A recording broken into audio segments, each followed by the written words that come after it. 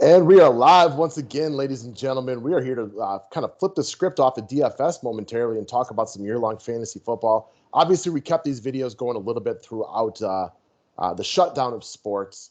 And now that we have baseball back and NBA starting momentarily, we'll still be throwing them into the mix, everything like that. And I'm assuming more of you guys will be watching them because you're actually actively watching sports videos again. Well, we definitely have to keep doing them because we've made a bunch of them. We don't want to forget people. Football's coming up faster than we know it. And we love making these videos. They're short. They get us on here. They're great to do after we've made a couple longer videos because they're more relaxing, I feel like. Amen. All right, guys, whether you're watching it today when we drop this bad boy live on July the 23rd or any point up to the NFL season, guys, Overlay Fantasy Sports is the sponsor of our show. They are dropping contests currently for both baseball and basketball. By the time football season rolls around, we will have those too. Great opportunity to get some skin in this game. I specifically like playing on Overlay on the days where I don't have the patience nor the time to really try to be competitive in DraftKings because that takes a lot of work. One of the great parts about Overlay is you got 10 minutes, sitting in your car, waiting for your kids to get out of school, waiting for anything that might happen, making dinner at home, whatever the reason might be. Take 10 minutes.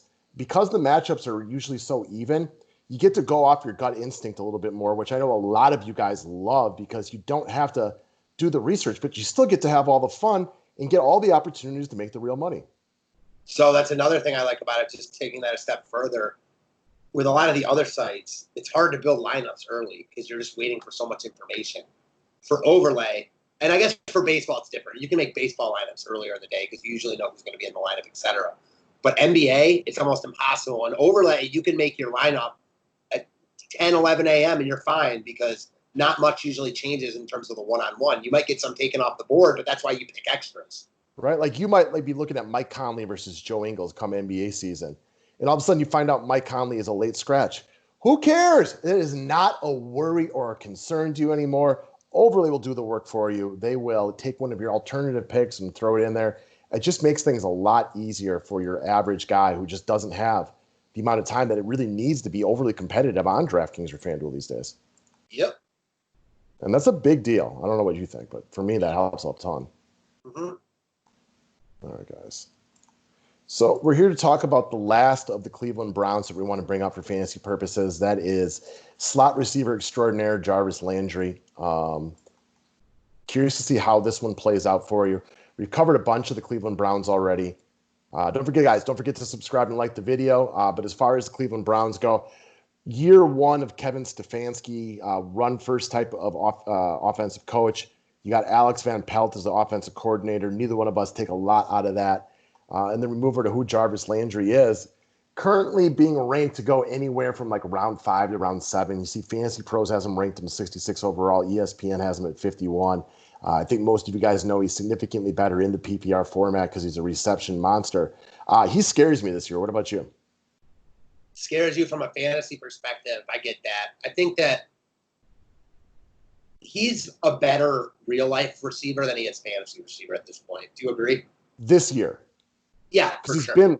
He's been solid. I remember last year when we were doing all the Overlay videos, I was always Landry and you were always OBJ when they'd pair him up. And I feel like I won almost all of those because he's so solidly productive. My worries are this year, not only do you have a run-first coordinator, you also have your boy Odell Beckham, who I could see easily having a better season. Another year of rapport. You throw Austin Hooper, a full year of Austin Hooper and Kareem Hunt in the mix. What can those guys do? They can move the chains. They can take some of those 6-yard catches away on 3rd and 6 to try to move the chains that would usually have gone to Jarvis Landry in the past. This is a volume guy who's had over 112 targets in every single season of his career. This guy's had over 80 receptions in every single season of his career. I worry about the bulk that he needs to succeed.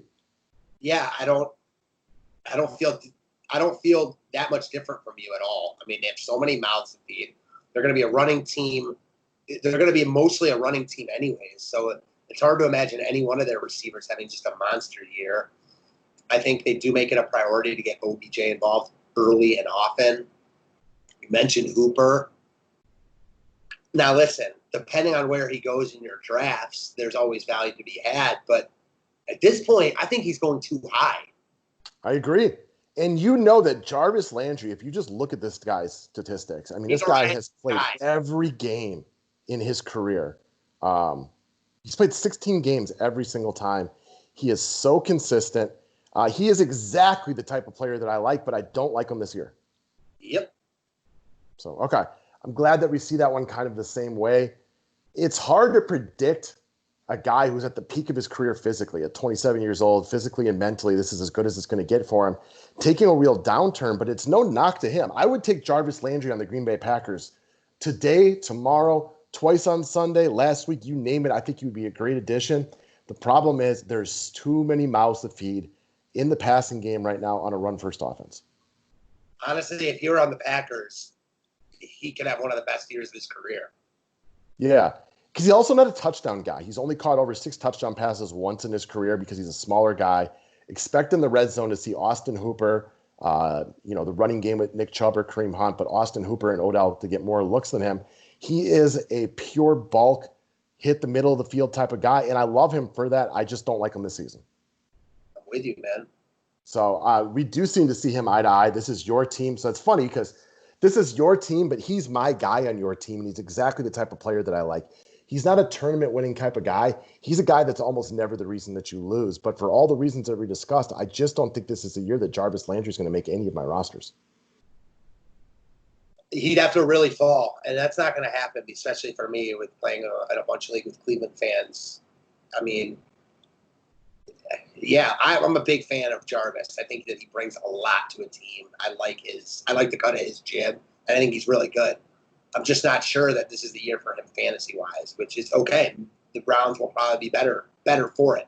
Yeah, we were talking about the Philadelphia Phillies on a baseball video we just made, and we kind of equated them to the Cleveland Browns in the way that there was a lot of hype last year and they massively underachieved, but we both expect solid bounce-back seasons with lower expectations this year. I expect Cleveland to be good. I expect them to be a run-first team, and I'm not going to be all surprised if Cleveland is competitive or winning a lot, if not most of their games, which means that Nick Chubb and Kareem Hunt are going to eat the ball a lot. There's going to be games where Baker Mayfield throws the ball 22 times.